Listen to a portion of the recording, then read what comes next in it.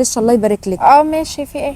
فلو كده قعديني بس هنا لحد الصبح عشان انا صاحبتي جايه من المطار، فلو كده بالله عليكي يعني. يا استاذه دلوقتي حضرتك احنا بنقفل ورديه فمش هينفع بصراحه. ده انا بيتي بعيد، بيتي بعيد بالله عليكي. طب بصي انا هحاول اسالك مستر جيمي كده لو رضي تمام. بالله عليكي. حاضر ماشي. الله يخليك. ثانيه واحده واجي لحضرتك، اتفضلي استريحي. ربنا يبارك لك يا رب. ماشي.